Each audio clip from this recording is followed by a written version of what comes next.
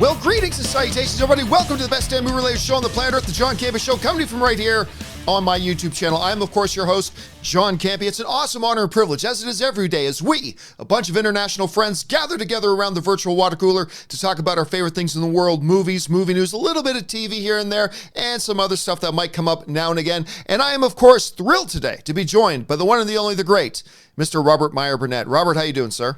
John, I just read that Disney is going to ban wide strollers for the opening of Star Wars Galaxy's Edge, and I cannot tell you how that warms my heart.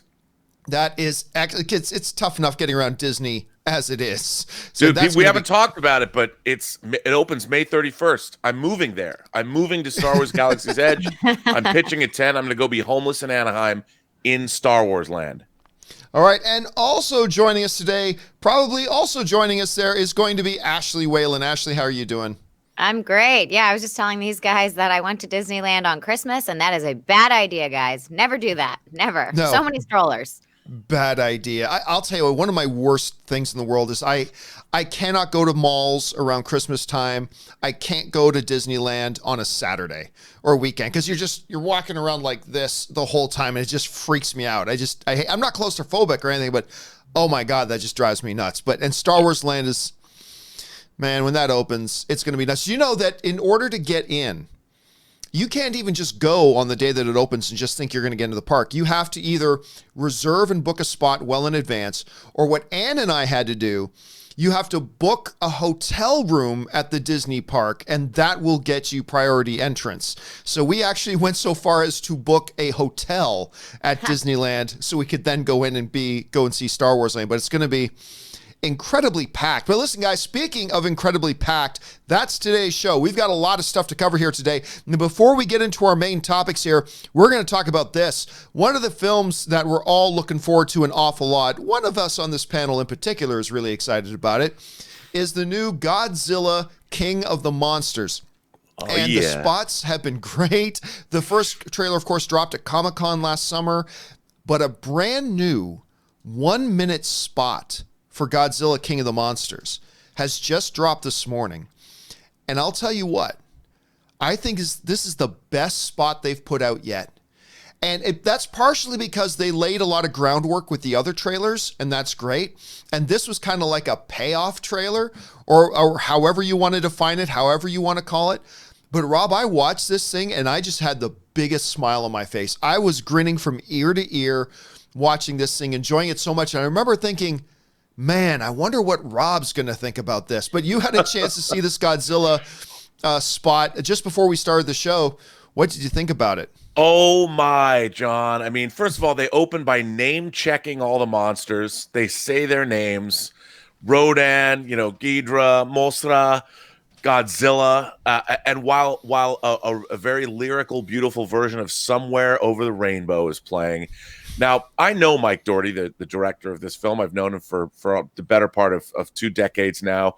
And I'm just so tickled that he, of all people, gets to direct this movie. He, of course, directed Trick or Treat and Krampus, and he wrote X2 and Superman Returns. And this movie, I know, is going to be geek nirvana. What you think about MMA fighting, I think about giant monsters fighting.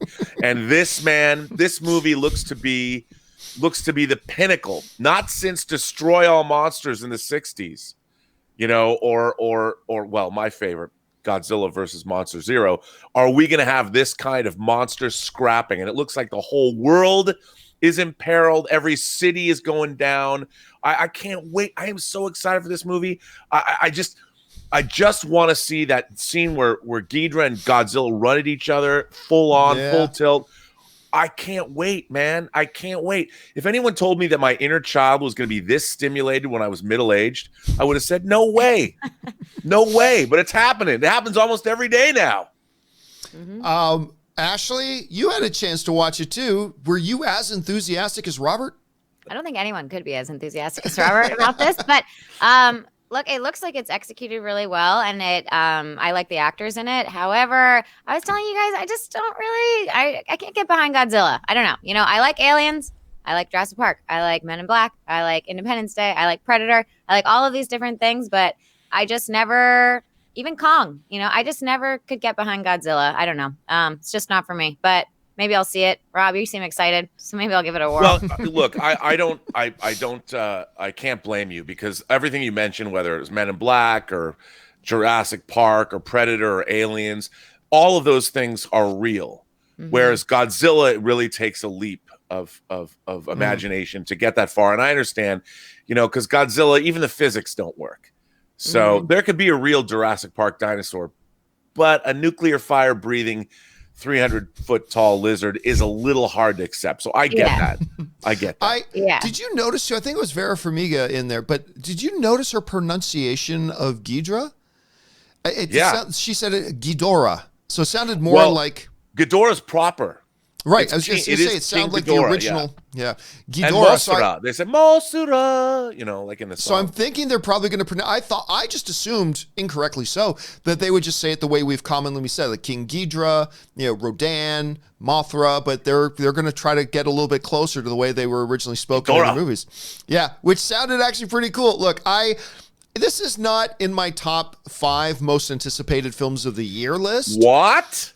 I'm looking forward to it. I'm excited about it, but I'm just saying not in my top 5 per se. Like, it's not in the same range as Infinity War or, say, Lion King or a Star Wars or a couple of others. But this spot, I've been looking forward to it, and this spot just amped it up a little bit. So Godzilla, guys, it's on its way. It's coming soon. Keep your eyes open. Jump down to the comment section, guys. What did you think about this new Godzilla 1-minute spot? I thought it might be the best spot that they've put out yet.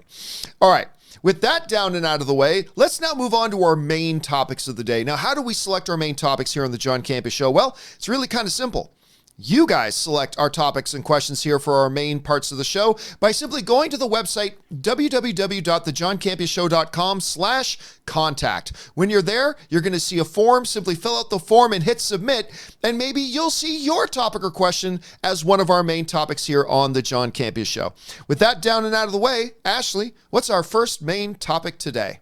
All right, you guys. First one up is from John Campea. Great news. HBO has announced a 2-hour behind-the-scenes look at the making of the final season of Game of Thrones. It'll air a week after the finale and will be an actual documentary movie production like The Director and The Jedi. I love stuff like this, and I can't wait. Your thoughts? Yeah, so listen, a lot of people have been wondering and asking the question, what's HBO going to do when they don't have Game of Thrones anymore? I know, stretch it out another week. And they're going to be doing a documentary that will air 1 week after the series finale. It's going to be a 2-hour documentary movie on the behind the scenes and making of and the trials and tribulations of making the final season of Game of Thrones, a full 2-hour feature. Now, this is from Deadline, and they wrote the report on this, and they wrote this. Says HBO, much more than just a making of documentary. This is a funny, heartbreaking story told with wit and intimacy about the bittersweet pleasures of what it means to create a world and then have to say goodbye to it. Finley, that's the director of the film, the documentary, Finley was given unprecedented access for the feature-length doc, which HBO describes as an up-close and personal report from the trenches of production, following the crew and the cast as they contend with extreme weather, punishing deadlines, and an ever-excited fandom hungry for spoilers. And we can all get an amen out of that for sure. Rob, you're probably more than any of us here on the show looking forward to this documentary or looking forward to Game of Thrones. You heard about this documentary. What do you think about it? Well, first of all, it sounds like, being somebody who came from that world, making these behind the scenes documentaries. Yes, you did. No one's paying for them anymore. So to see a full-fledged, full-on feature-length documentary about the making of something like this, when somebody has that kind of access, we just don't see it anymore. And I think there's a real hunger amongst audiences, especially now, because people have had decades in some cases to devour these big making of documentaries. And that HBO spent the money and invested in this, I think is great. And I think I really think it will, for a documentary, it's going to pack an emotional wallop for anybody who loves the show, because it really is. Game of Thrones is now 10 years in, like the MCU. It's taken 10 years, more than 10 years, to make all of these seasons. And I think it's just going to be wonderful to be able to see this. And, the behind the scenes on Game of Thrones, we've been getting little behind the scenes things on the Blu-rays and things like that. But but not something of this nature and of this magnitude. And the fact that they've spent so much time and they spent each one of these episodes is like a feature now unto itself. It's going to be, I think, really special. I'm really looking forward to this. And when I read the announcement, I'm like, man, just seeing the insights of how the actors feel and how the production staff feels, and Weiss and Benioff and the pressures they felt, and what is it like for George R.R. Martin to see his story concluded when he himself hasn't even finished writing it? What's that going to be like? And I'm really excited for this. I can't wait. Ashley, I know you're a Game of Thrones fan. What did you think about this news? Oh, I cannot wait. Yeah, I'm so excited that they're doing this. I know that John, you guys feel strongly about special features and everything, but I don't normally watch special features of stuff except for Game of Thrones. I've seen every time I finish an episode, I watch the making of the episode. And I can't wait for this. We're going to have a whole insider look of the entire thing. It's going to be awesome. I mean, I don't see any drawbacks. It's great. I'm just so happy that they're doing this for fans. It is funny because, Rob, you point out, people don't pay for this stuff anymore, but there seems to be a real hunger out there for it, because I know, that little thing that they do at the end of each episode of Game of Thrones where they show you a little mini behind the scenes, right, a 5-minute long thing. I thought that was brilliant. Number one, because fans just like seeing it, but it gets fans all the more invested in the show. They now feel like they're a part of the show. And this idea of doing this one more week, I mean, this thing, the ratings on this 2-hour documentary, particularly coming just 1 week after the series finale, is going to be huge. I mean, so many people are going to watch this. It's a nutty good idea. And Rob, as somebody who has not only been involved in making this behind-the-scenes feature stuff, you're an award winner. But you've won awards for your behind-the-scenes stuff on this kind of thing. Talk a little about, just for a second before we move on here, but about, the challenges of making this type of content. Well, I think the hardest part is being able to get the kind of material that is worth watching.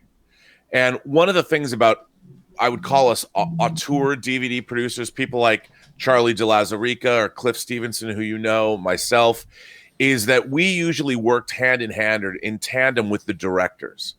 And because of that, all the rest of the cast and crew knew that we were supposed to be there. Normally, when you're an EPK producer, an electronic press kit producer, your crew stays back and just kind of films everything from a very sort of objective standpoint.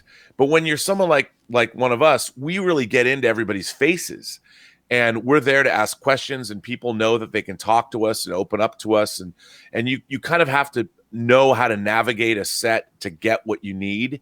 And once you have the cooperation of the crew and the actors especially, they'll talk to you. And if you walk up to them, even in the middle of a work day where there's all kinds of stresses happening, when you have that going on and you're able to get that candid feedback from the cast and crew, that's when you start getting your gold. That's when you start getting the stuff people want to see. Because especially actors, when you're interviewing actors, people don't want to hear actors talk about, let me tell you about my character, because they watch the show, so they know the characters. What they want to do is they want to know, what is it like for them as actors to have to bring those characters to life in such difficult conditions and these long hours and the horrible weather. And they shot the Battle of Winterfell apparently for 2 months during the nighttime, which is like the Battle of Helm's Deep. That kind of stuff, people start to go nutty. And if you're there, you get to capture that loopiness on camera, and it's fascinating to see. And I'm sure that this filmmaker had all of that access, so we're going to get something, I think, really, really special. And I think there's a hunger for it now because the studios aren't paying for it anymore. And HBO certainly had their flush with Game of Thrones cash, so they spent the money, they took the time, and I think we're going to get something that we haven't seen in years, and I can't wait. Yeah, and I think they're getting a lot of viewership on this thing, a hell of a lot of viewership. All right. If they do, like you said, maybe we'll get more. Maybe we'll get more. I hope we do. I also want to say that, from an actor perspective, we should really appreciate the fact that the actors actually allowed this to happen, because I did a feature and we had a documentary style thing going on as well. They wanted to do a making of. And, sometimes I was tired after shooting for the entire day and I didn't want really a camera in my face, and I wanted to have some private moments and some privacy and eating lunch and not having people follow me around and stuff. But so we should really appreciate the fact that Emilia Clarke and all of these amazing actors are allowing us to have this insider knowledge too, where they probably didn't even have, they had less of a break off camera. So that's actually a very, very good point. And part of being a great documentary crew is knowing when your actors don't want to be put on camera. And that's something you can't really teach. You just have to know. All right, let's move on to our next main topic today. Ashley, what's next? Next one is from Vishen M. I've always appreciated your stance that fans need to get over their dumb DC Marvel rivalry and just focus on being comic book movie fans. So I loved seeing this interview with the producer of Shazam, who shot down the notion that anyone should love one at the expense of the other. Did you see the interview, and what do you think about his comments?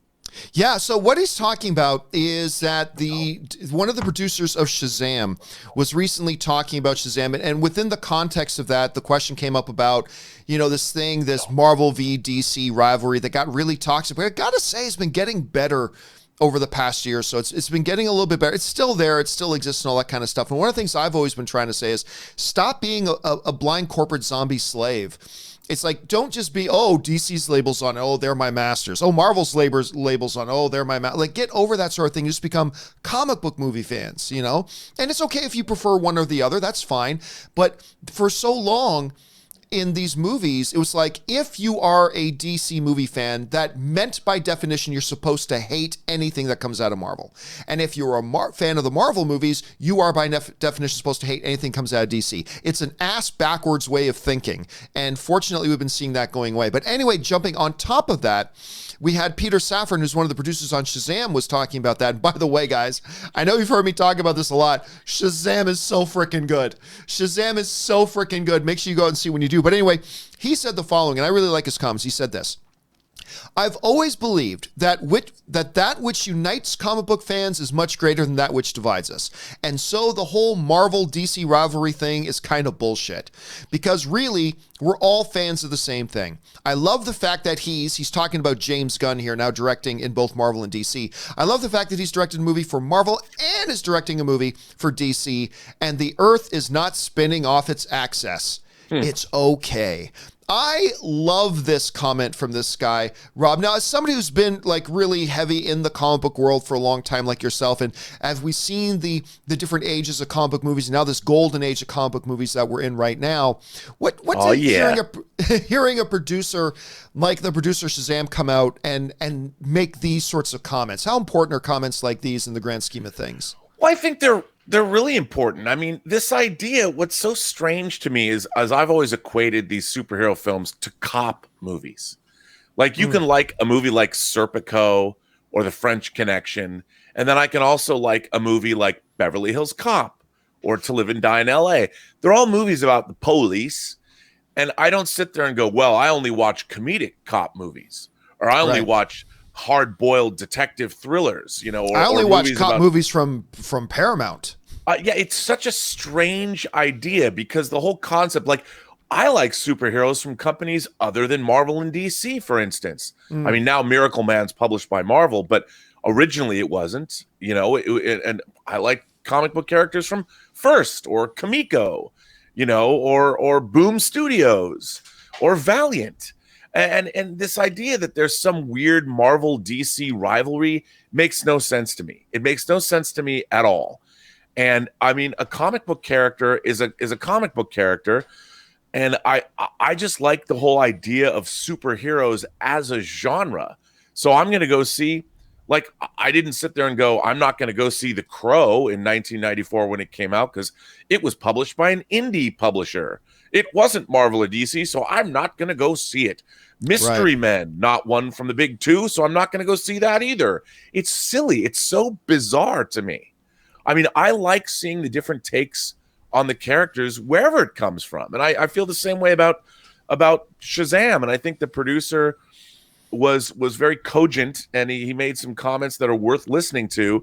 And it's bizarre to think somebody, like, I grew up loving Marvel and DC, and they would have crossovers. The Teen Titans teamed up with the X-Men. Spider-Man teamed up, or was a Spider-Man versus Superman came out.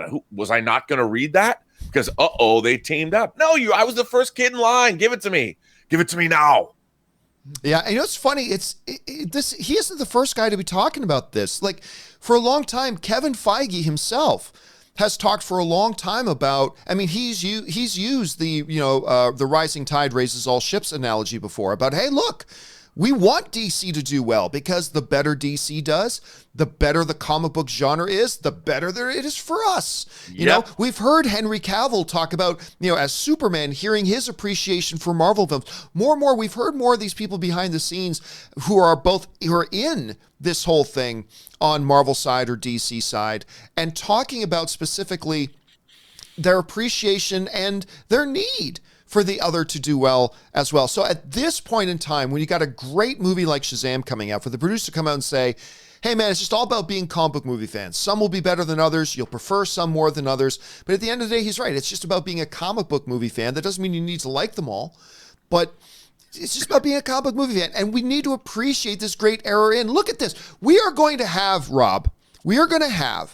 a period of time, provided that Captain Marvel has the legs, and I think it will, that you're going to be able to walk up to your local Cineplex, go up to the box office, and have your pick of seeing Captain Marvel, Shazam, and Avengers Infinity War all in theater at the same time. Oh, and by the way, Hellboy's going to be coming in there too. And what an errand, we just need to take this, and finally it is starting to go away. But this whole ass backwards, toxic nonsense of this tribalism within kind of comic book movie fans, and just come together, like T'Challa says at the end of Black Panther, we are all one tribe, and just appreciate the genre for what it is. So I love hearing comments like this. All right. With that down and out of the way, let's move on now to our third topic of the day. Ashley, what is our third main topic today? Third one is from Sidhu Navanthia. Hey, John, Rob, and Ashley. I was just reading that Angelina Jolie may be in talks to star in the upcoming MCU Eternals movie directed by Chloe Zhao. I, for one, think that it'd be really cool to see what she could bring to a superhero movie, and she'd have a good mass audience appeal to put more butts in seats. Thoughts? Well, I mean, I don't know if there are stars today, even the star of the star power of an Angelina Jolie automatically just brings people out. But it is yet another thing here, Rob. Here it is.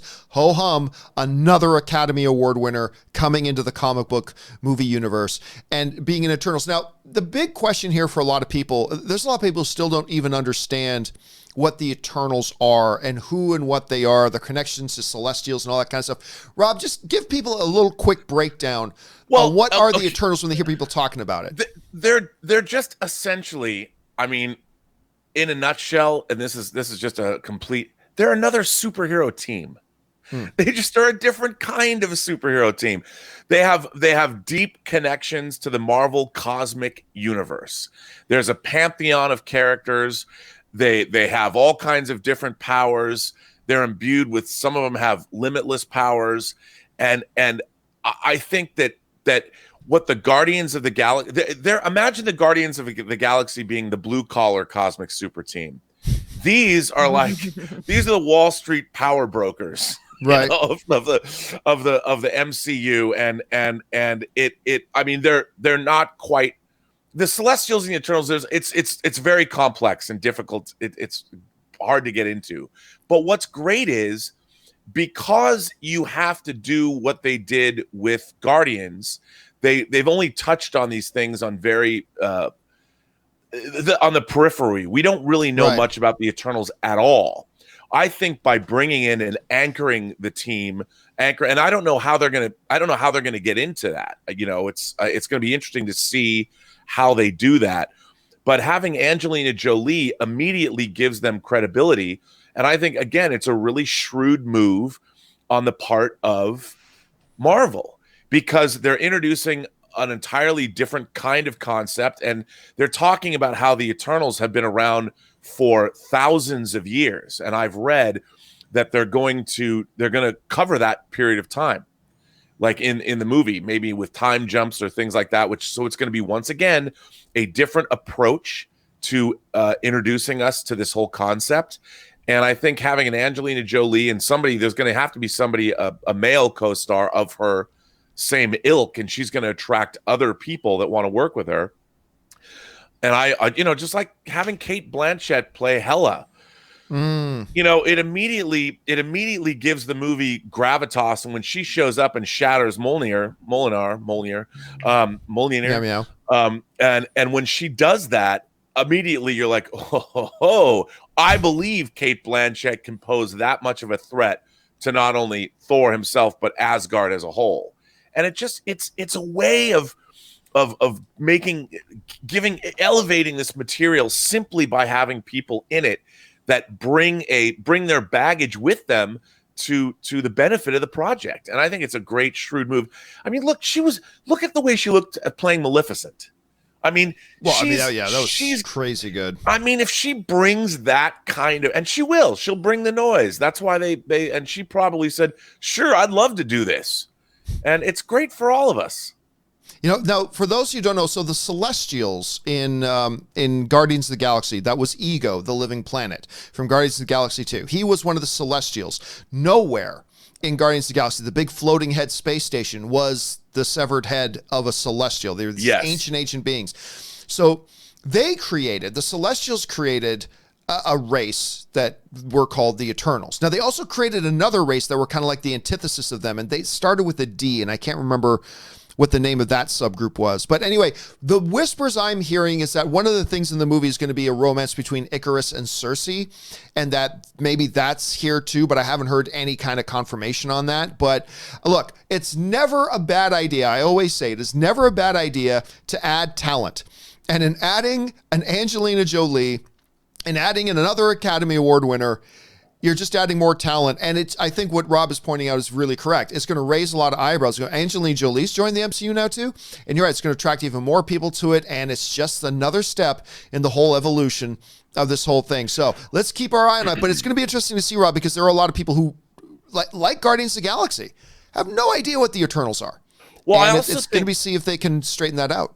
The Eternals have a much more of a science fiction fantasy bent to them, as opposed to being super heroic. Right. Sure, there's characters, they've got powers and things like that, but it's much more along the lines of broadening the kind of stories they can tell within the MCU. And I think for people that might be initially turned off about superheroes, those people that are much more attracted to fantasy characters, to science fiction characters, are going to find a lot more to dig into with the Eternals. All right, Ashley, with that down, let's move on to our fourth topic today. What's our next topic?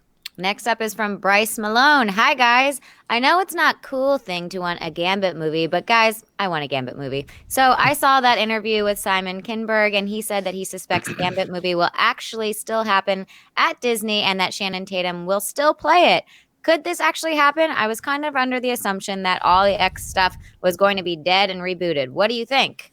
Well, there's a couple things to keep in mind here, Bryce. I mean, the first thing to keep in mind is that because we've never seen Channing Tatum's Gambit in the X universe, they could do it, and it is rebooted because they never had it, right? So it's not like they have to reboot it because they never actually made it. They never got to want to do it, despite the fact that 17 years ago, Channing Tatum got on the stage at Comic-Con to say, "I'm Gambit, everyone." Of course, it wasn't 17 years ago, but it was a long time ago that he got on stage at Comic-Con and said, "I'm going to be Gambit." Directors have come and gone, scripts have come and gone. It's going to shoot, it's not going to shoot, it has a release date, it's gone, all that kind of stuff. But all the while, people like me have just gone, "Oh yeah, this thing's dead. It's dead. It's dead in the water." So now what he's talking about here is Variety caught up to Simon Kinberg, who of course is, wrote and directed the upcoming X-Men Dark Phoenix movie. He's also kind of been unofficially the godfather of all the X-Men universe for Fox for a while. He's had his hand in a lot of stuff, producing a lot of stuff, on and on and on. He's very plugged into this world. Anyway, they caught up to Kinberg on a red carpet and they talked to him about Gambit a little bit. And he said some things that, quite frankly, really surprised me. This is what he said. Kinberg said this: all of the movies at Fox, all of them, are being evaluated. It's not, they haven't just been axed. They're all being evaluated. I love the idea of Channing playing Gambit. I think we have a great script for it, and I think it's a role he was born to play. It's a character I grew up loving, and I know the fans love. So I suspect, and then he pauses, I hope it'll happen. So he starts to say, "I suspect it'll happen." Then he pauses. He goes, "I hope it will happen." Now listen, is this in what Kinberg is saying here? Is this any way, shape, or form a 100% confirmation that we're about to get a Gambit movie over at Disney? No, but I'll tell you what the hell it is. It is way more optimistic and way more positive than where I was at before. It was like, oh no, it's just a foregone conclusion. This thing is dead and gone. It's time to move on. And, you know, maybe Kinberg's playing a little bit of PR, but why? You don't need to play PR on a movie project that never came out in the first place. Like, so he could have said, hey, yeah, we worked really hard to get a Gambit thing going, and then the Disney takeover happened. We were never able to get it going in time, and now we're just looking forward to seeing what Marvel does with the X-Men universe. Now he comes out, he says, look, this thing is still being evaluated. He and Kevin Feige know each other personally. They have had a relationship ever since X-Men 3. The two of them work together and all that kind of stuff. And he said, look, this is still being evaluated, but I love it. And I suspect, or at least I hope, this thing is still going to come to fruition. So apparently there is still life in this Gambit thing, Rob. So anyway, you hear Kinberg's comments. What do you make of them? Well, look, I mean, hope springs eternal, but I think that it's pretty clear that the MCU, Disney, you can't just continue on what they were doing at Fox. The MCU's got to completely reimagine and bring mutants into the MCU, and making a Gambit film without even establishing who the X-Men are. I mean, you could potentially do a Gambit movie and not before, and don't even just say Gambit has a superpower and don't make him an X-Man, I guess. But if you'd still be dealing with an offshoot of the Fox version of what the MCU is going to deal with on their own, I think. And I don't see them. Would you, considering they never touched this incarnation of Gambit at all? Like it's a maybe you could make a Gambit movie and then not deal with his X-Men ties. You know, he can turn his cards into energy and do that, and you don't call him a mutant, and then maybe that's their way into the MCU. But you know, I don't know. You know, it's hard to say. I just think that I think they've got plans. They know what they're going to do with the X-Men. I can't imagine that Gambit, who was, you know, introduced in like X-Men 266, you know, it's like Gambit isn't even one of the core X team. And I can't see them making this their first X-Men movie under their new leadership. I just can't see it happening. But I don't know why we're assuming it would be their first one. To say that this is a character and this is a movie that could still happen does not necessarily imply that it has to be the first one that comes. Because I'm with you. You have to. I'm 100% with you. You absolutely have to introduce the X-Men and set the groundwork for what mutation is in this world and all that kind of stuff. You have to lay that groundwork. 100%, you're correct on that. But them just saying this movie is still alive and could still happen doesn't necessarily mean it has to come before that. It could become, look, when did they announce Dwayne "The Rock" Johnson as Black Adam? Like 4 or 5 years ago, right? So this could be something that comes later. What's really interesting is and we haven't really discussed this, but since we were just talking about the Eternals, part of the origin of the Eternals is the Celestials basically created the Eternals, and the other word you're looking for is deviants. The deviants, thank you. The Eternals were created in the mid-70s, but all life, like the basis of all meta-humans on Earth, can be traced back to the Celestials. The Celestials mucking about and created the Eternals and the deviants, and they could tie in mutants with the Eternals. I mean, even the Eternals were responsible. I mean, the Celestials meddling were responsible for life across the universe. Like the Kree and the Skrulls have their origins traced back to the Celestials and the Eternals. They might tie in the Eternals. Now, I'm not saying this is going to happen, but they could tie in the Eternals in some way with the rise of mutants on Earth. They could in the MCU if they really went back to the Kirby-esque origins. Well, Kirby created the Eternals, but they could play that out and work it all in. And I think they're going to do that. I think the Eternals movie is going to somehow be the genesis of mutation in the MCU. Somehow. It does give them an avenue. It gives them an avenue. It gives them an avenue. I don't know how they're going to do it, but they could. Because that's kind of how they were in the comics. That's how it was established that metahumans were begun by the Celestials with the Eternals thousands of years ago in Earth's history. Because they were created to be protectors of Earth. All right, guys. Well, listen, I guess I'm going to put the question to you guys now. What do you think of Simon Kinberg's comments? Do we look? I'll be honest. I was as skeptical about a Channing Tatum as Gambit as anybody years ago when they first said it, but I've warmed up to the idea. I wouldn't mind seeing it. Do you think this will actually happen? Do you think we could still see Gambit in the MCU, still being Channing Tatum? Jump down in the comment section and let me know your thoughts. All right, with that down and out of the way, Ashley, what is our final main topic today? Last one is from Sebastian. Hey guys, big fan. So with movie tickets being so expensive, and I do believe that movie theaters make most of their money off their concession stands, do you think the movie theaters need to start lowering their ticket prices? Could draw in more big-time movie fans like me that can't go to the movies every week or every month, mainly because of how expensive it is for two damn people to go see a damn movie. Your thoughts? Love the show. Keep up the filthy.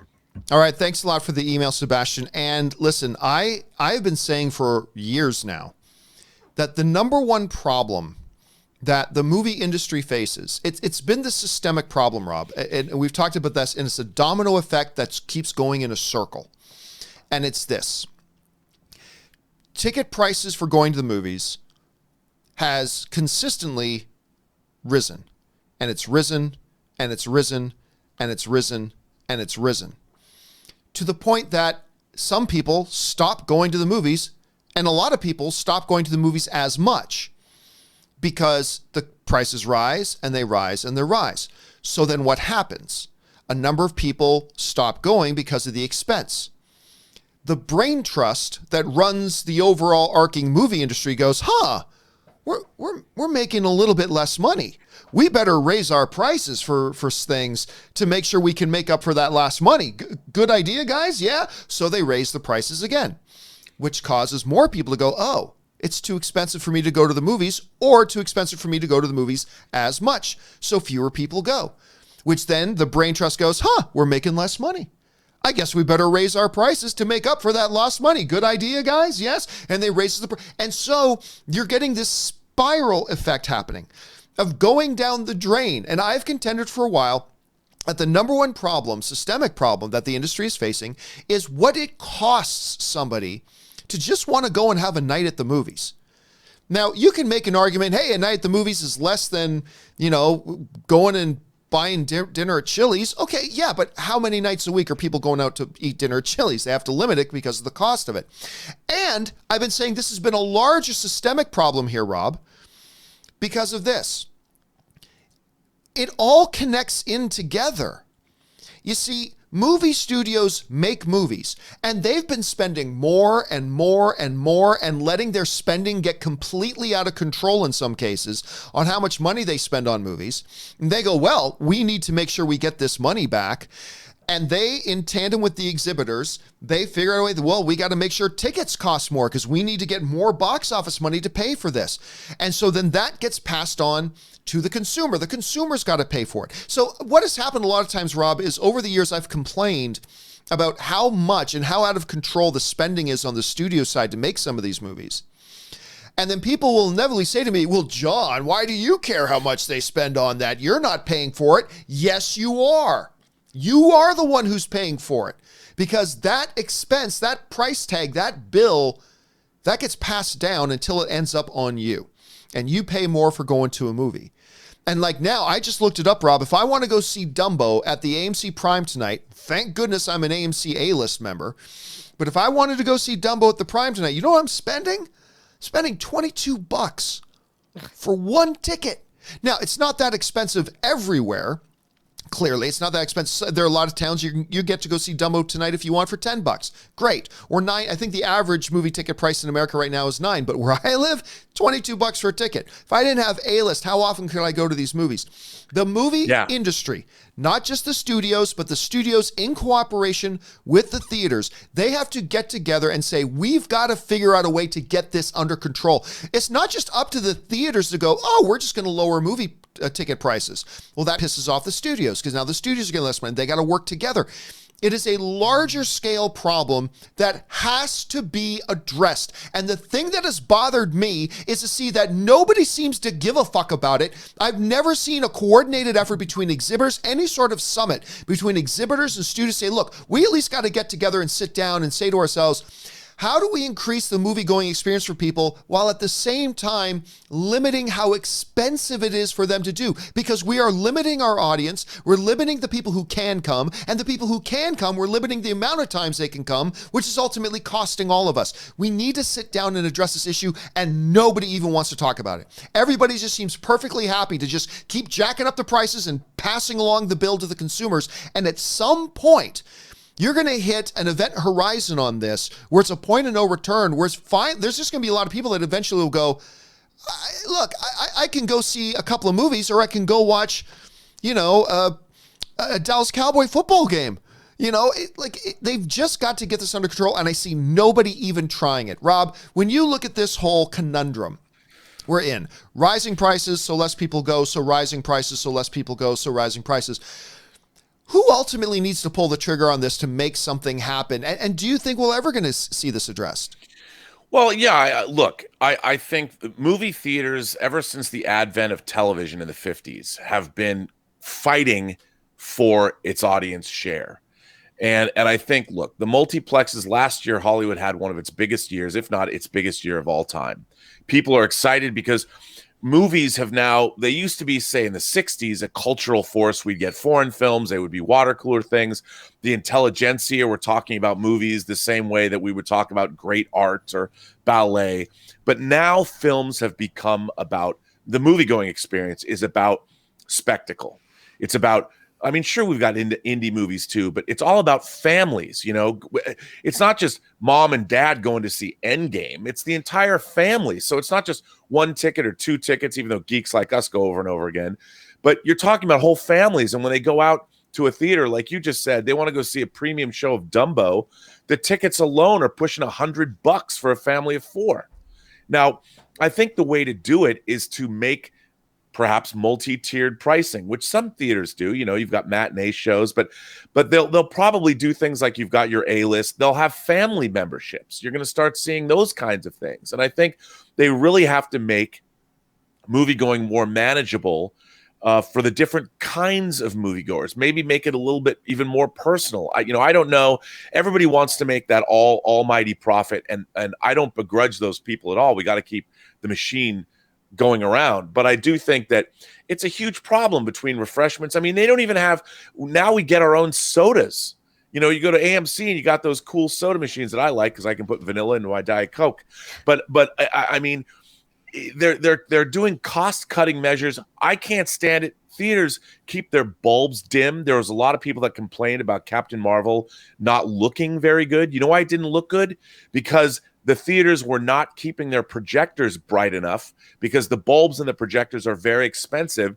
They turn down the bulbs by 25%. It ruins the image, but it keeps the bulbs a lot longer, and their profit margins are bigger. Now, what we have to do is we have to see sort of a concerted effort on the part of theater owners to be innovative and come up with ideas where they can get families. Wouldn't you want a family of four to come in? If there's $100 for 4 tickets, make it easier. Make it $60 for 4 tickets. Make it $15 and have family deals. I mean, I don't know what the response is. You and I are going to CinemaCon. You sent me the list of all the different speakers and all the different topics that are going to be addressed. There's a lot of really interesting topics about the future of exhibition. And I'm curious, because you got me a press pass, to talk to some of these people and ask them, what are they going to do? How do you see the future of film going? And I'm really looking forward to talking to exhibitors about this very thing next week. Maybe we could do a special show about it. Oh, I'm for sure. Yeah, we will do some special shows from there. The thing though, out of that list of all these great topics and panels and everything, I didn't see one thing about how do we address the concern of fans over the rising prices of going to the movies. That's true. We did not. Not one. That's crazy. It's talked about all the time by all my friends and everybody that goes to movie theaters. How are the theaters not talking about it? I mean, my whole thing is the first thing should be exhibition. The image should be the best image we can get. We have the best technology. And when I go into a theater and I see a dim bulb, it's not like I can go complain, because no one's going to go in there and they don't know what to do. Mm-hmm. But I find that to be the most irksome thing of all. When I see an image that isn't bright enough, I'm like, you guys have turned down your projector bulbs, which is making something that I should be getting, that I paid my money for, diminished. And that drives me bananas. You know, the Yeah. other thing you point out, Rob, is like, okay, you're charging to the point where it's like $90, and heaven help you if you need to get the kids concession stand stuff. Heaven help you. But you're spending excess of $100 to bring for a family of 4 to come to the movies, right? So you do something like make it so it's $60. Guess what? Will you make less money on the family coming for $60 than if they come for 100? Yeah, but guess what? You got a lot higher of a chance that that family of 4 is going to come back 3 times this month, or 3 times over the next 2 months. They'll come 3 times instead of once over the next 2 months, in which case you've made more money off that family now than you did because you make the prices more reasonable. You know, a friend of mine used to say, there are 2 ways to make $1 million. Make something that you sell for $1 million, or make 1 million things that you sell for $1. Either way, you kind of get to it. And look, there are seats available. Make it easier for people to come to movies, and more people will come to the movies. That's one of the reasons why I always say that this new AMC A-list thing is the greatest thing to happen to film fans ever. Absolutely. And by the way, I just got a notification today. Finally got my notifications. It's been 1 year since I signed up for A-List, and they just gave me my notification. Okay, your 1 year is now done. Your guaranteed rate of $20 a month. Your plan is now going up to $23.50. And guess what? I'm going to go see Dumbo tonight. My wife and I are going to go see Dumbo. I used my A-List. Guess how much that ticket would have been? $22. So I've already paid, even with the price increase for one movie this month, it's already kind of covered. Anyway, there's all that. I really hope that these people start addressing this problem. It is the bigger issue that they never seem to want to talk about. And that's the part that drives me crazy. They never seem to want to even pretend like it's an issue. Profits going up, but attendance going down. You can play make-believe with those types of numbers for a while, but eventually that's going to catch up to you and bite you in the ass, and then it's going to be too late to do anything about it. The time to address it is now, and they need to get off their asses and do something about it. Anyway, with that down and out of the way, guys, we are going to go over and save some time to take some live questions. But before we do, there's a lot of other things going on in the world of movies and entertainment that we don't have time to talk about as main topics. But I want to make sure you guys get caught up to date with what's going on. So here's a little segment for you that we call the Movie News Feed. Check it out. First up, screenwriter Charlie Kaufman has an impressive list of films to his credit, from Being John Malkovich, Adaptation, Confessions of a Dangerous Mind, and Eternal Sunshine of the Spotless Mind, for which he won an Academy Award. Kaufman can add another film to that list, as it was previously announced that he will be writing, directing, and producing the new psychological thriller I'm Thinking of Ending Things for Netflix. In addition, we now have casting news according to Screen Rant. Toni Collette, Jessie Buckley, and David Thewlis have been added to the cast. Based on the wildly popular novel penned by Ian Reid, I'm Thinking of Ending Things follows Jake and Jake's unnamed girlfriend as they venture on a road trip to Jake's hometown to have dinner with his parents. On their way home, a chain of events leads to a detour to Jake's old high school. The seemingly innocent pit stop causes Jake's girlfriend to wander the high school alone and descend into an evening of nightmares. Buckley hails from the world of theater and segued into the film industry with her roles in Beast, War and Peace, and the upcoming The Voyage of Dr. Dolittle. Collette and Thewlis' characters have yet to be announced. I'm Thinking of Ending Things originally cast Captain Marvel herself, Brie Larson, in the leading role, the one which Buckley has now been assigned. The reason for Larson's exit from the project are unclear, but speculation has been made that due to promoting Captain Marvel and Avengers Endgame, Larson's schedule was not suitable for filming. A release date for I'm Thinking of Ending Things has yet to be announced. Next up, the long-awaited sequel to Space Jam, 23 years to be exact, is finally upon us. Now, Deadline reports Star Trek Discovery star Sonequa Martin-Green is in talks to join the cast alongside NBA All-Star LeBron James. Terrence Nance, the creator of the HBO series Random Acts of Flyness, is directing the film with Ryan Coogler attached as a producer. Rumor has it Martin-Green is in talks to play James's wife. Production will start next year during the NBA off-season. Martin-Green also starred in the AMC hit series The Walking Dead. Next up, it's been announced by Focus Features that Jim Jarmusch's new zombie comedy, The Dead Don't Die, will be released this summer on June 14th. From ComingSoon.net, The Dead Don't Die cast is led by many past Jarmusch collaborators, including Academy Award nominee Bill Murray, Adam Driver, Academy Award winner Tilda Swinton, Steve Buscemi, and Tom Waits. Others set to appear in the film include Danny Glover, Caleb Landry Jones, Rosie Perez, Iggy Pop, Sarah Driver, RZA, Selene Gomez, and Carol Kane. Official plot details for The Dead Don't Die have not yet been released. Next up, it's always strange to hear the coulda-beens when it comes to alternate casting choices in some of our favorite films. You know, like Tom Selleck was cast to be Indiana Jones. O.J. Simpson was originally cast as the Terminator. Eric Stoltz as Marty McFly in Back to the Future.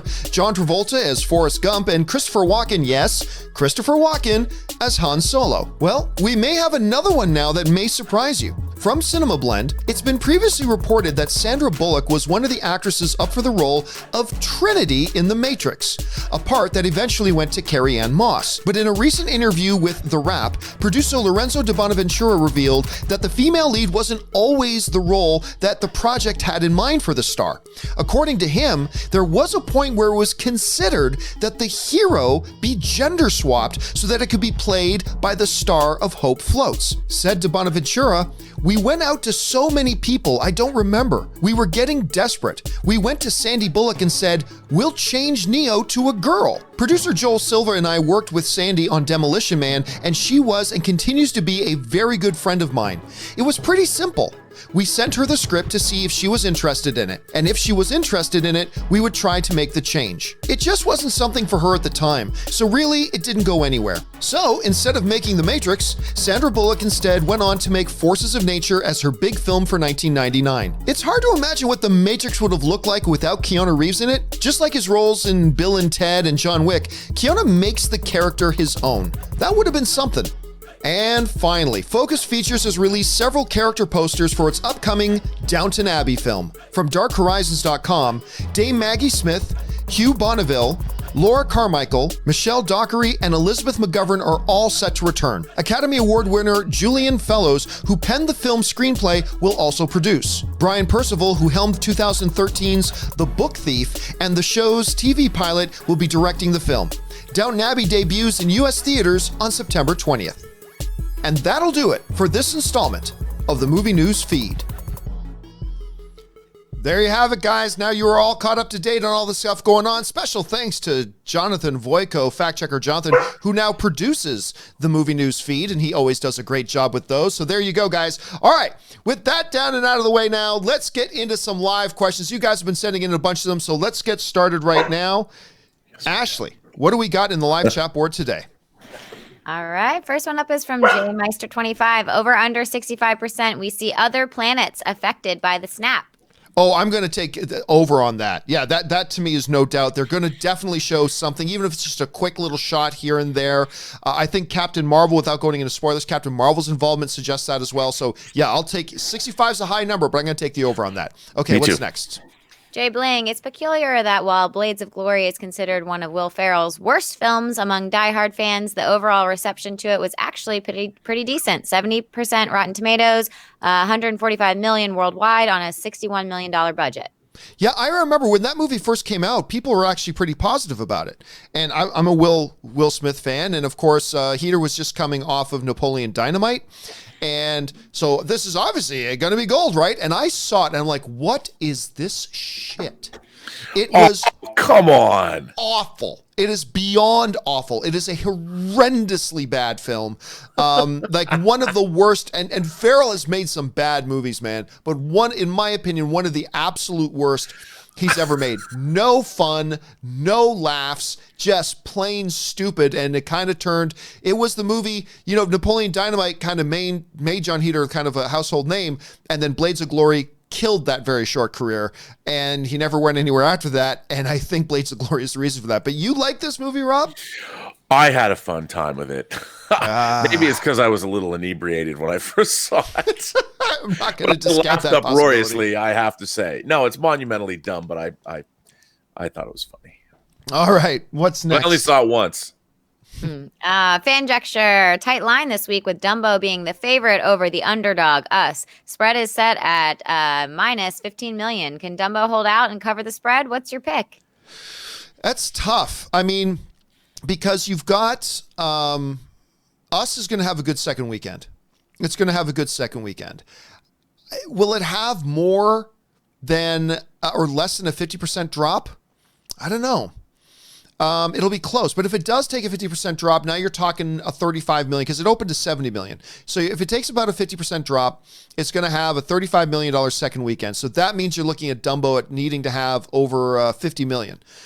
I think it's going to cover the spread. I think it's Dumbo, it's Disney. It's not going to be a $100 million opening weekend, but I do see this thing making probably 60 plus, in which case, so I'll take the spread on 15. What about you, Rob? I'm with you 100%. Yep. I'll take All right. the spread. What's next?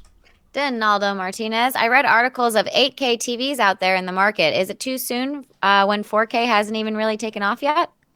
Yes. Yeah, yes, it is. I mean, there's a bunch of articles that are going out there that if you look up some videos, there are some compelling arguments about why you don't even need a 4K TV. Like, if you're sitting a certain distance away from the TV, there's just no point in having it. And there's a lot of really good videos about how the human eye works and all that kind of stuff. And you're like 8K?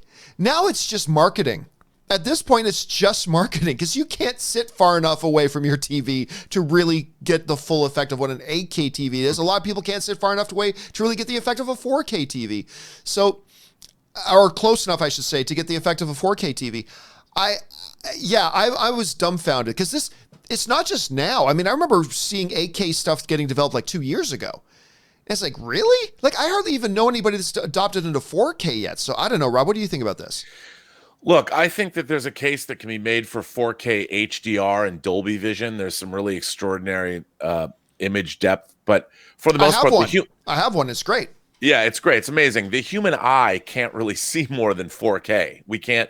I mean, maybe there's applications for, 8K cameras in deep space, but then of course, you have to be able to send those images back to Earth. It's the funny thing is once you've bought a 4K TV, you're pretty much sorted with technology. But so you're not going to buy a TV. They want you to keep buying things. I mean, it's controlled obsolescence. And I just, first of all, they're not going to start remastering movies in 8K. They're just not. Physical media is going to end at 4K, and then they're going to go streaming. And think about how long it would take to get a pipeline to stream an 8K movie? I mean, it's just not going to happen anytime soon, nor does it need to. I mean, I need to read a compelling argument why we need imagery that's in 8K. I know in Japan, they've started broadcasting some 8K or 8K images. I was thinking NHK, but why would they have to? Why? I mean, I think, again, they want to keep selling us things, but we don't need it. The only reason I got a 4K TV for my bedroom was because that's where I put my PlayStation, and I sit really close to the TV. So I thought, at this distance to the TV, I will be able to fully appreciate 4K. Well, for gaming too. I mean, gaming, the refresh rate, content. The movement. Yeah, I mean, it's absolutely, it makes sense, and it's going to be great for gaming and 3D gaming and VR and all that. Maybe 8K. There can be 8K screens when it comes to virtual reality or something could be helpful. It's gonna be it's gonna be tough though. All right, listen, we need to move on here. What's next? And I don't know anything about 8K, so cool. Tacky 75. Marvel probably thinks that Infinity War was the last chance to convert the pagans, and that Endgame is first and foremost about mobilizing the fans. I completely agree, Taki. You know what, Rob? I was talking again on the companion video that I did yesterday. Yep. And I say, if you really want to see solid evidence that the marketing for Endgame hasn't really done anything to bring in any new fans, it's like, here's the real highlight point. I remember when Infinity War was coming out, it was getting everybody excited, right? All the fans were going crazy, but almost every day I was getting questions onto the show, on Twitter, on my social media, in my email, all over the place, because people who were not into the MCU were seeing the marketing for Infinity War and going, I got to check this out. So I was getting all these emails, and it was almost a topic every day on almost every movie show. What MCU movies do I need to see in order to be able to get ready to watch Infinity War? Remember that? And we all made our lists about blah, because there were so many people that are going, I've never been into the MCU, but this movie looks awesome. What do I got to watch to be ready for it? Got none of that for Endgame. None of that. I don't think I've, other than one time, and I brought it up and addressed it on the show, other than one time, that's been absolutely absent this time around. So what that tells me is that the marketing for this movie has not done anything to bring in new people that haven't yet got on board. So I think what Taki is writing here makes a lot of sense. I think they're saying, you know what? That was our big marketing to bring in everybody that we could. And now we just want to take that existing ship and that room of people that we have, which is a huge, significant number of people, and just excite the fan base with our marketing. And that, to me, that does seem what they've been doing. What are your thoughts on that? Well, to quote the great Leonard Cohen, everybody knows who these people are now. Come on. Everyone knows. Everyone's ready. We're all primed. The entire world is ready to see what happens at the end of this movie. It ain't the whole world. They've all caught up with it. Look, Infinity War has been, I get letters from people like Denise, who watches my channel. She's an Infinity War addict. I get letters from people that say, I can't stop watching Infinity War on Netflix, no matter what I'm doing. People are waiting for this, John. They're waiting. They're primed. The planet Earth is waiting. Those that are left on the planet Earth. But you just proved my point. It's the people who are already on board. It's the people who are so excited are the people who are already on the MCU train. What Infinity War did was it got new people on the train who weren't on the train before. I'm just saying that this Endgame thing hasn't done that. And that's fine because the train is already bursting at the seams. The train has got all the cars on the train packed to capacity and everybody's there. And this might end up at the end of the day being a very shrewd, good way to approach it. Just excite that existing fan base. I've just always said that the only people that this marketing campaign is exciting is the existing fan base, but that's probably more than enough. I mean, that's probably more than enough to get it to the box office heights that it's going to have. All right, what's next? We'll see how much those pre-sale tickets do. Oh, they're going to be huge because, look, remember, pre-sales go up every month because more and more people start to buy pre-sales tickets. Yeah. Whenever new pre-sales numbers come out, I always say don't get too excited about that. The pre-sale numbers for Avengers Endgame are going to be record-breaking. They're going to be record-breaking because more and more people buy them. I'm doubting more and more that this movie is going to get anywhere close to, or is going to get that 300 million opening weekend. I still think it's possible. But I'm doubting more and more because it's just not getting more people to make up for that extra 50 million that it needs to make to go from 250 billion worldwide. 2.5 billion worldwide. You heard it here. Wouldn't that be something? That be something? All right, that would make it the second biggest film in history. They better stick this landing. But we're kind of assuming that at this point, aren't we? We're kind of assuming it's going to be good at this point. All right, what's next? Willow Yang, what's your favorite moment in a Godzilla movie? The 2014 version wasn't great, but when Godzilla blasted his nuclear breath down the Muto's throat, applause. Oh, yeah, that's what she said. So yes, absolutely. You stole the thunder, Will. That's exactly what I'm going for. I mean, look, I've liked a lot of Godzilla films and all that kind of stuff, but it was that moment. And I don't know if it's because a lot of us were a little dissatisfied with the movie up to that point, that when it gave us something so satisfying that we all just freaked out. But I remember when that happened, the whole theater I was in was like, yeah, that's a great moment. I'm having a hard time thinking when the tops it. Rob, what about you? I think it's Godzilla versus Megalon, where Godzilla actually dances a jig. He does a little dance move after clocking Megalon. I think it's Godzilla. I might be wrong about that. It might be something like Godzilla's Revenge, but I think it's Godzilla versus Megalon. And when Godzilla dances a jig, you got to stop and marvel. Correct me if I'm wrong.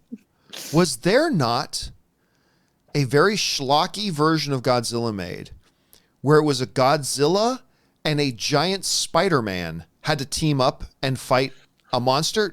I'm almost positive I remember that. Oh, it's not a schlocky version. It's actually the Japanese Spider-Man TV series. Oh, is that what it was? There's a Japanese, a lot of people don't know this. There's a Japanese Spider-Man TV series where it's a different character than Peter Parker, where Spider-Man has vehicles and fights giant monsters. And he can turn giant. Because I remember watching that video and like Godzilla pulling martial arts moves, like when it would back off from the enemy, you go, whoa. Like it was. Yeah, like, I mean, there was a lot of Toho-esque monsters, but if you guys want a wacky time, just look up Japanese Spider-Man on YouTube. There's some, that's a rabbit hole you're going to get caught into for a few hours. All and right, you can get toys from that. There's die-cast toys you can buy. I have no doubt. All right, what's next? Avalanche 1387. Hi, John. The trailers that play in the theaters, is that free advertisement or do they have to pay for that? I see about 130 movies a year. Hi, Ash. Hello. Woo! Well, Avalanche, I hope you have A-list, my friend. Yeah. Oh, yeah. Yeah. That's part of the reason why there's so many trailers is because there is revenue generated from that. So, yes, you do have to pay for it. It ain't free. It ain't free. And good on you for going to see that many movies a year. Again, I really hope you have A-list. Okay, what's next? Sebastian, over under 23%. Thor says Revengers assemble in Endgame. I'll tell you what, Sebastian, it's not as ridiculous as it might seem at first. So at 23 is a good number. I'm actually going to take the over on that. I'm not saying it's going to happen. I would take under 50. If you set the line at 50, I'd take the under. But that sounds like a good opportunity for a quick breath, for a comedic moment in the midst of something very heavy. I'm going to take the over 23% on that. Rob, what about you? No, because they're not going to let Thor steal Steve Rogers' thunder.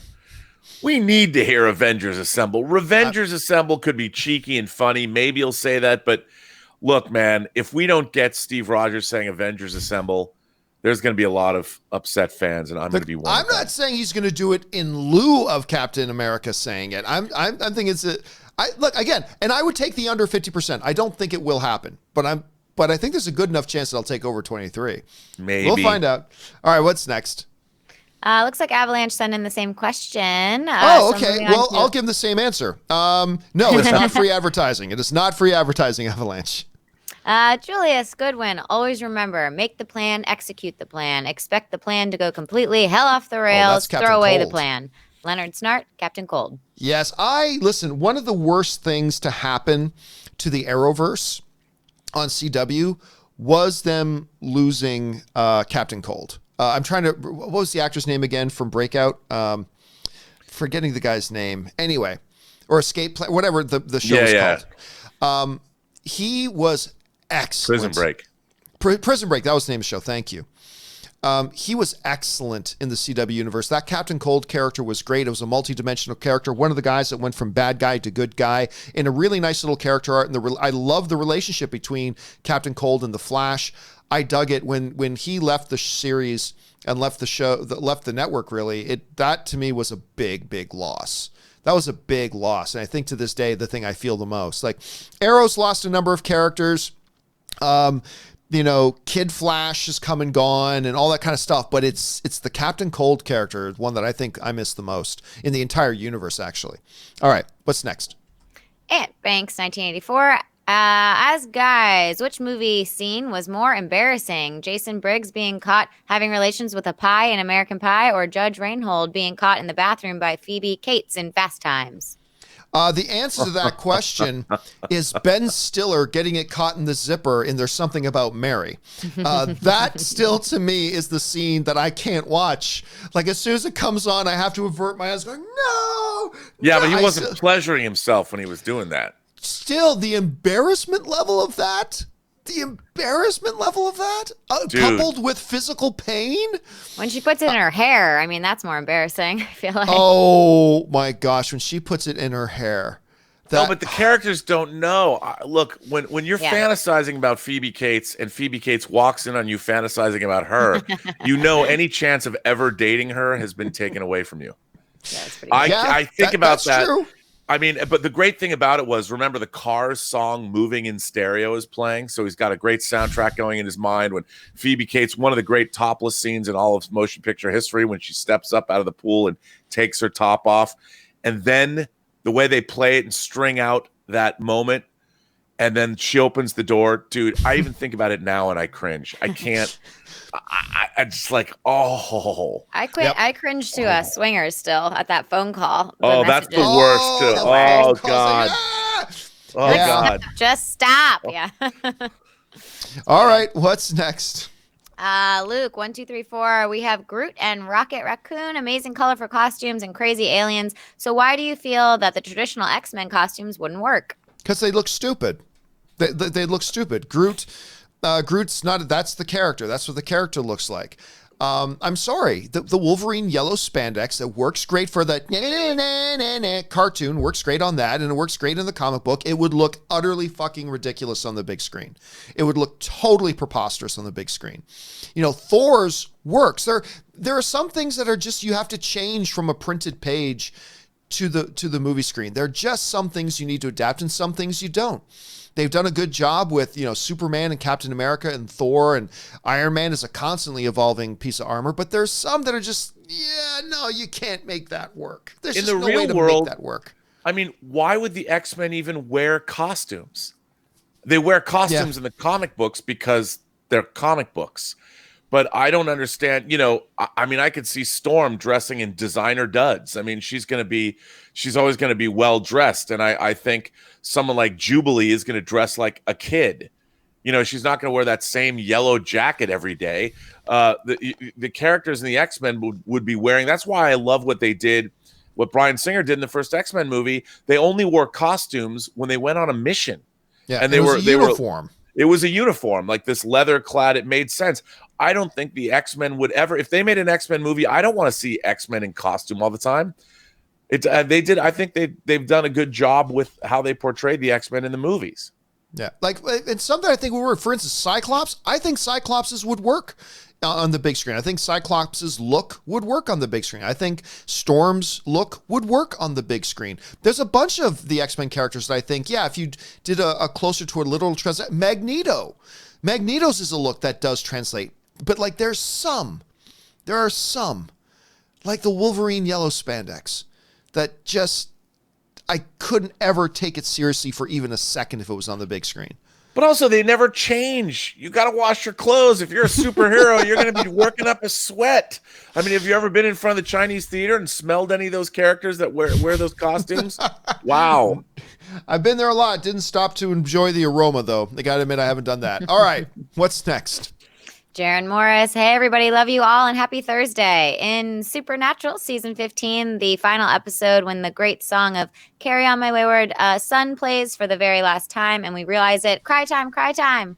Cry time. It's going to be cry time. I'm telling you what. Look, I'm still very grateful. There'll be peace when you... Anyway, I am still very grateful. I'm not... I figured when I heard that Supernatural be ending, I would be sad, but I'm actually not, for two big reasons. None of my friends have their favorite shows that have lasted 15 years. Right. So I'm very lucky on that level. The other level I'm really lucky about is that there have been many shows where it's like mid-season, they go, okay, this is the last season. And then you've got like a month or two to prepare for that. I found out that not this season, but next season will be their final season. So I still got the rest of this season and I got next season. So I was also really grateful to that. Supernatural has the greatest tradition in television of their season finales. And I've talked about this before. For those of you who don't watch Supernatural, every show has a previously on whatever show, and they do a little thing that builds up to it. What they have done with the season finale of Supernatural since its beginning is they start with like these dramatic angelic letters. The road till now. This is bringing up these words. The road till now, and then Carry On My Wayward Son plays as they give you a quick synopsis of the entire season in about a minute and a half. As is playing, and all it's one of the greatest traditions in television. And you are right, Jaron. When that plays, and we're watching season 15, and it's the last time that Carry On My Wayward Son kicks in, I'm getting emotional right now. You can see that I'm getting emotional. Now I'm getting emotional about it.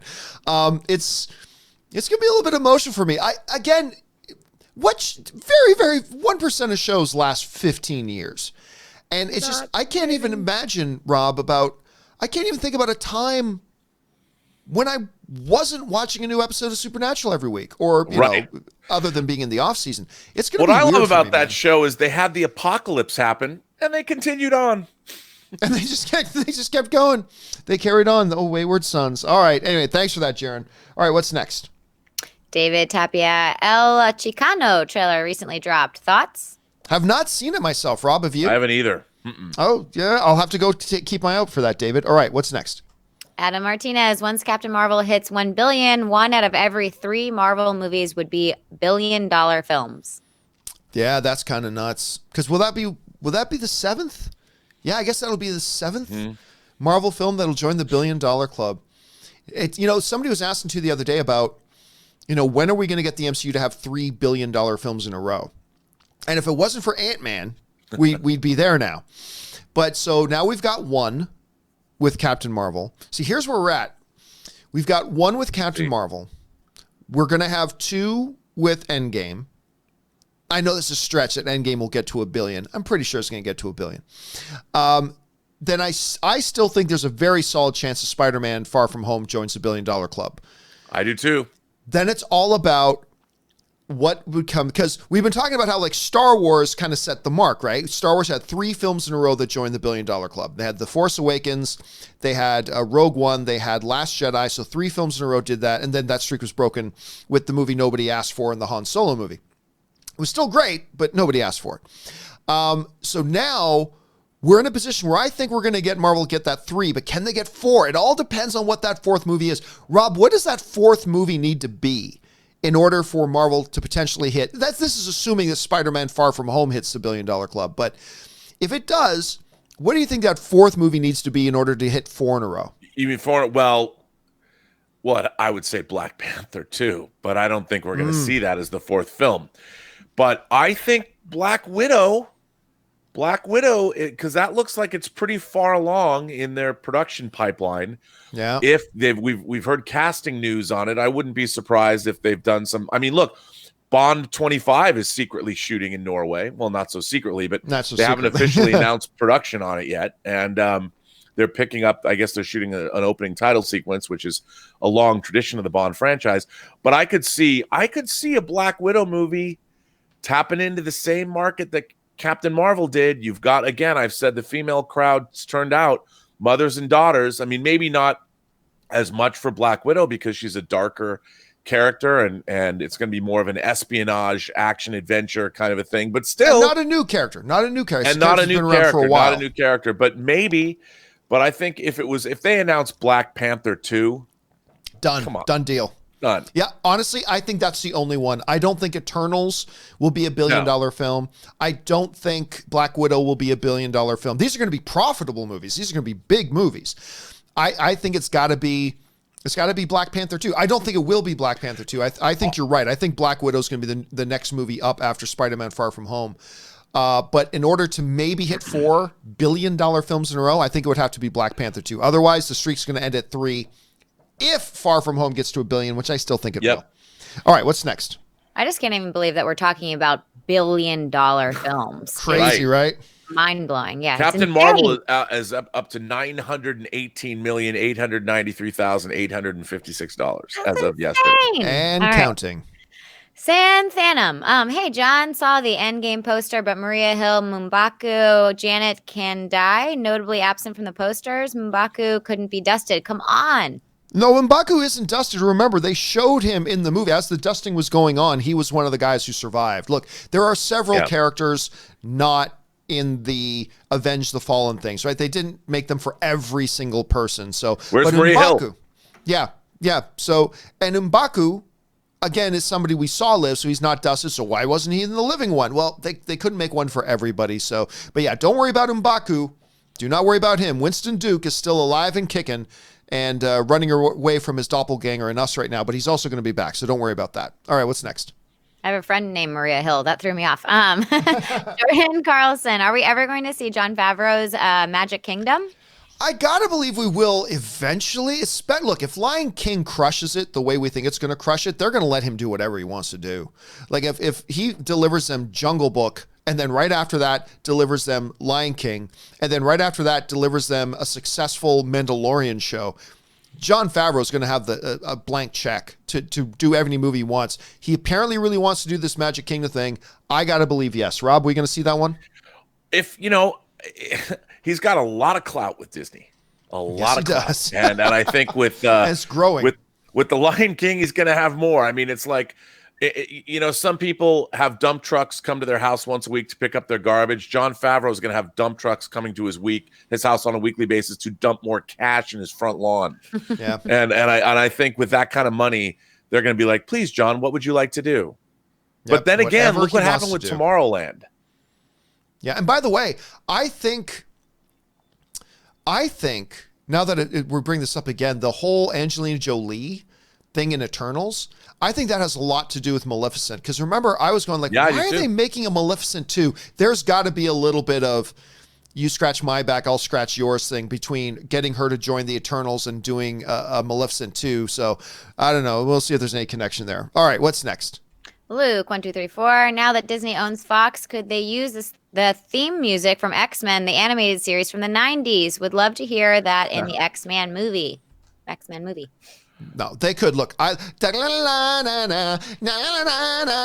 I loved every time I would hear that music, I would get excited because I knew the X-Men cartoon show was on, and I loved that cartoon show, and that music was great for the cartoon show. But I don't think that works live action. They use Spider-Man. Come on, they use the 60s Spider-Man theme in the Spider-Man movies. But you're equating the two. That whole like that, and they use it in a certain way. But that music, just because they were both to animated shows does not mean they're on equal footing. That whole that was just for a cartoon show. But you remember it. You can sing it, you song and dance. Of course I do. But I can also sing the opening to Sesame Street. That doesn't mean I want it in the next Martin Scorsese movie. So it would be cool, a little nostalgia thrill for those of us who kind of grew up watching that cartoon, sure. And maybe use it in a little spot. Yeah. Maybe use it in a little spot, but to make that like a theme for X-Men, no, it's totally the wrong feel. Totally wrong feel. Where you can make an argument that the old Spider-Man theme is the tone of Spider-Man. You could kind of do that, but I don't think that old X-Men thing would work. Michael for live Giacchino action. could figure out a way to make it work. He might. All right, what's next? Spencer Smothers, over, under 50%, one or more of Peter's classmates learns that he is secretly Spider-Man in Spider-Man Far From Home. Inevitably in all these movies and TV shows, like I remember watching Arrow, and it seemed like, the most important thing in the world is my secret identity. And every episode, somebody else was finding out about a secret identity. It's like, okay, just create a list for me of people who don't know Oliver as Arrow at this point, because it kind of seems like, and Flash, like, just create for me a list of people who don't know who Flash is, because it seems like most people do. I'm going to take the over 50%. Now, maybe that person will be Zendaya. Maybe that person will be Flash. Maybe that person will be, but I'm going to take over 50% that at least one of his classmates find out he's Spider-Man. Rob, what do you think? Well, we already have one who does, so I would think, well, it's why his best not? friend, yeah. Yeah, I would think that absolutely. I mean, he's going to give up the ghost at some point. Somebody's going to see him. And always loves him. And loves Jacob Bartolone because he's Filipino.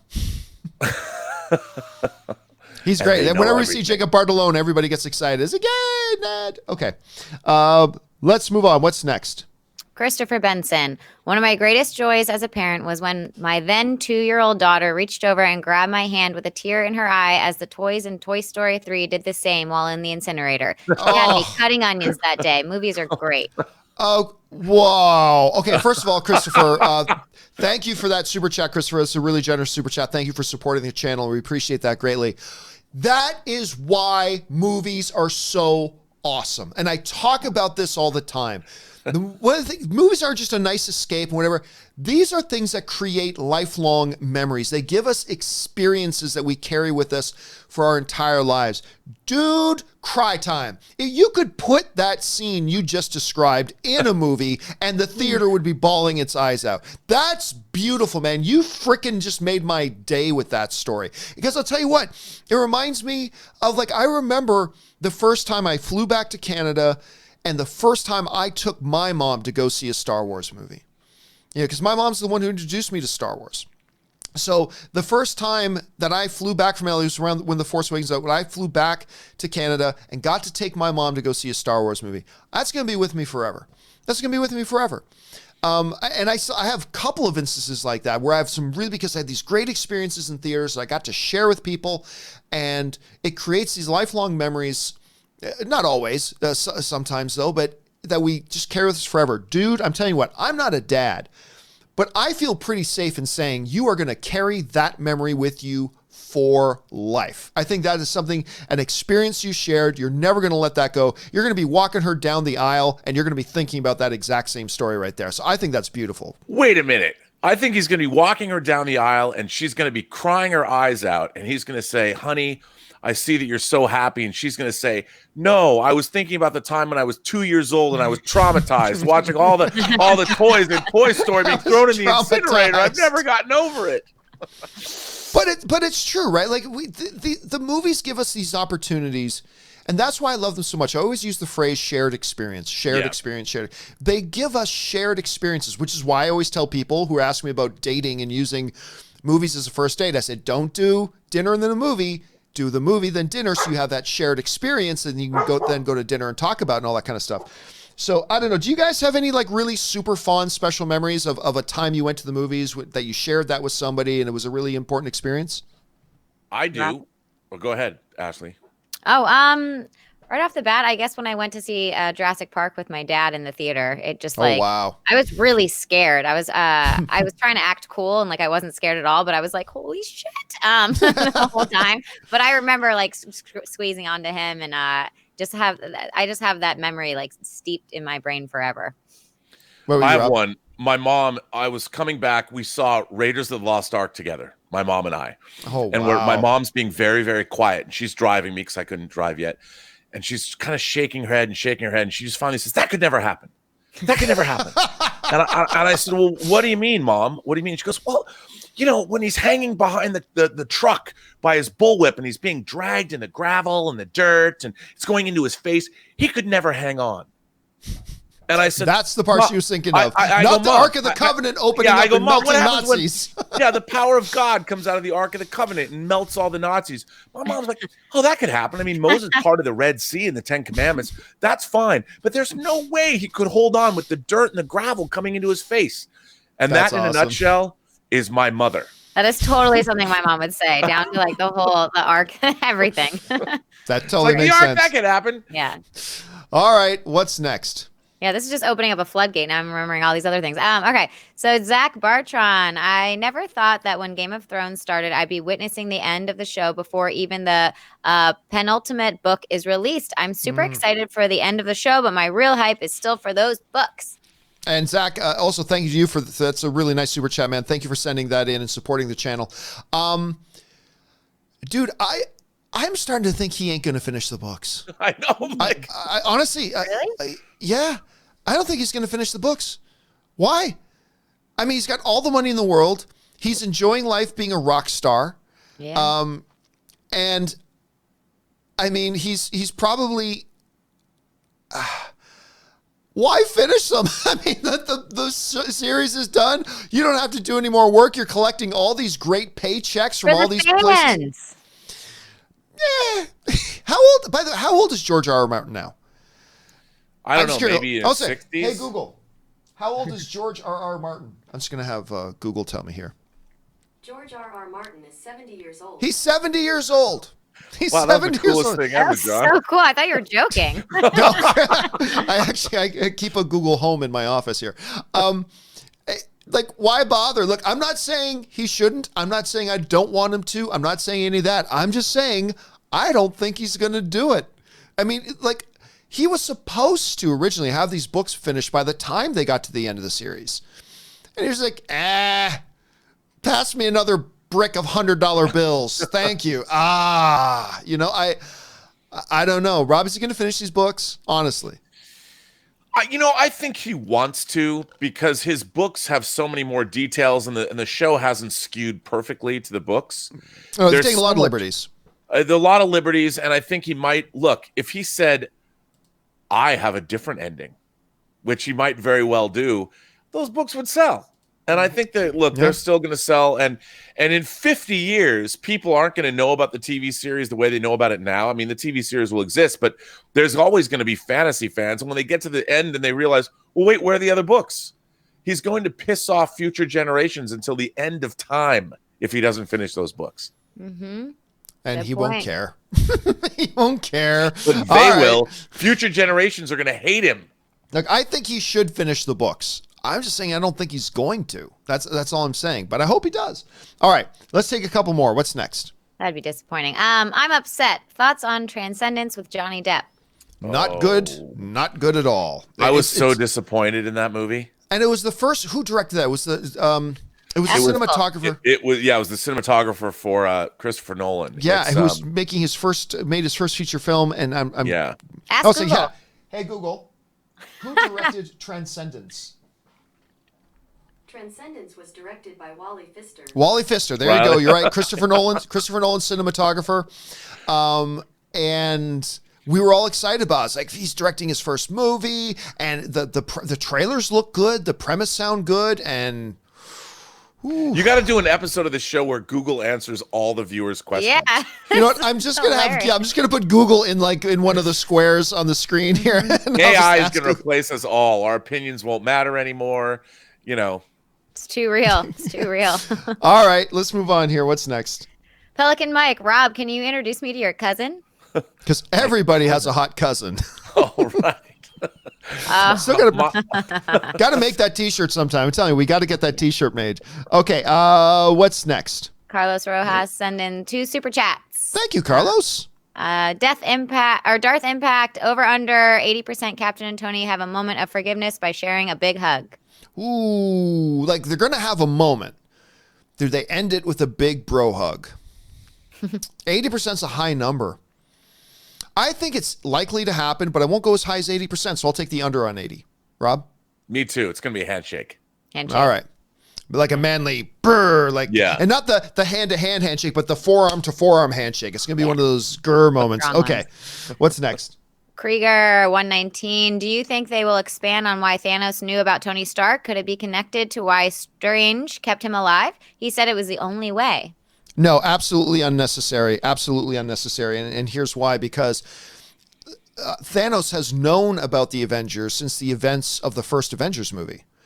And he is a tactical genius. He would have known who he's dealing with. He got reports on what's going on Earth. If he thinks the stones are there, he's going to research who his opposition is going to be. He's going to know about all of them. He's going to know their strengths, know their weaknesses, all that kind of stuff. That to me was never a question. So I don't think there's any need to go into that. Do you, Rob?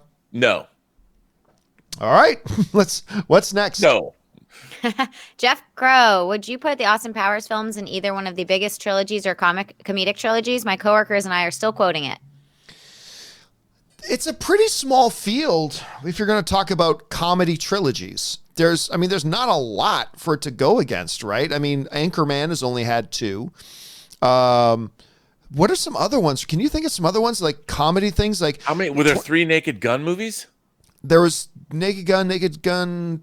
33 and a half? 33 and a half. I can't remember how many there were. Yeah, I don't remember. The 21 Jump Street ended at 2. Hopefully we'll get another one. Airplane ended with 2. So Beverly Hills Cop had 3. There you go. But it's not the same kind of, and Beverly Hills Cop 3 is abysmal. But Dumb and Dumber had 2, but not. But I think Austin Powers also is unto itself. I mean, I think Austin Powers is unique. And, I think Goldmember is way better than The Spy Who Shagged Me. I think the first one and the third one are the best. The Spy Who Shagged Me was sort of interminable. I like them all, but I agree. I think Goldmember is underrated. I love Goldmember, the one with Michael Caine. Mm-hmm. So, yeah, we can say it's one of the greatest comedy trilogies, but that's like saying, I don't know, I'm the world's greatest, I don't know, what's something that Italians don't do very much? I'm the world's greatest synchronized swimmer Italian in the world. Woohoo! You just pissed off a huge contingent in your home country. But like Italy's not exactly known for its synchronized swimming. So one of the greatest trilogies, period? No. But I do love the Austin Powers films an awful lot. That a real special place in my heart. All right, I just rewatched the first one randomly like a couple weeks ago, and really, I was giggling. Yeah, it's still. I mean, it feels a little older now, but I was still cracking up. And I will always, anytime I'm in a tight parking spot, be like, I gotta Austin Powers this shit, you know. The 45-point turn. All right, let's take 2 more. Carlos Rojas, no question, John. Here's $5 for being awesome. Love the show. Thank you so much, Carlos. Appreciate that, man. All right, now let's take 2 more. Cameron W. John, have you seen the Godzilla ads? Magnificent. Absolutely. Of course, we love to show off with that. I think it's the best spot they've put out yet. My enthusiasm for this thing just keeps getting bigger. And Rob, I know you feel the same. Woohoo! Yeah, that's kind of the response, Godzilla right? and jet fighters, I'm in. King in. Ghidorah. All right. Last question of the day. Dim Sum 05. Shout out to the Alamo Draft House in Richardson, Texas. Opening night is always eventful with good pre-roll and cosplay. Favorite theater for sure. It's always great when we can have our favorite theater that we like going to. It's just special for us, especially ones that encourages an event-like atmosphere. You know, when you have theaters that don't just have event, but encourage event-like atmospheres. And there's a couple of Alamo Drafts. Again, I have my issues with the company, I do, but they do a good job of promoting stuff like that. And they are very fan-centric and fan-heavy kind of exhibitor. I love Maybe the most Alamo. so. I lived in Austin, Texas for 4 years, and it was my go-to right. place. I keep forgetting that. Now, Yeah, they have one in so LA now, don't they? I got you, Dim Sum. It hasn't opened yet. Yeah, but it's going It's to in soon, I downtown. hope. Yeah. It's in downtown. Okay, so when is that? Does anybody know when that's scheduled to open? Because that's interesting. It opens soon. Google? Like in the next month or two? I'll say, hey, Google, when does the Alamo Draft House open in Los Angeles? Let's see if it has an answer. Probably not. Sorry, I don't understand. Oh, she doesn't know that question. She doesn't understand that one. All right. We're still valuable. We're still valuable. We have That meaning. heartless wench. Okay, guys, listen, that will do it for this installment of the John Campea Show. Thank you so much for being here. But listen, for all of you guys who still had outstanding questions, Darth Impact, Jeff Crow, Dim Sum, all the way down, all the rest of you, do not worry. I'm going to take those questions and I'm going to address them in a companion video. Your questions are getting answered in a video today. Keep your eyes open for that. We've just run out of time for the John Campea Show here right now. I want to thank the people who are here joining me, of course, the one and the only Mr. Robert Meyer Burnett. Robert, where can people find you online? People can find me on Twitter at BurnettRM, find me on Instagram at RMBurnett, find me on my own YouTube channel, The Burnett Work, or find my website, theburnettwork.net. And of course, the wonderful Ashley Whalen. Ashley, where can people find you? You guys can find me on my Twitter at AshAttack1 or my Instagram is my name, Ashley Whalen. And of course, you guys can follow me on Instagram at John Campea. Make sure you visit the website, www.thejohncampeashow.com. And of course, guys, plugging it every day right now, mine, Robert, and Cody Miller's new podcast, Best Movie, Worst Movie. We just put up the 3rd episode is now up. Go and get it on iTunes or your favorite podcasting service of choice. Make sure you subscribe to it. Make sure you rate it. Make sure you comment on it and all that sorts of good stuff. All right, guys, that will do it for us for today. My name's John Campea. Thanks so much for being fellow film fans with us. And until next time, bye-bye.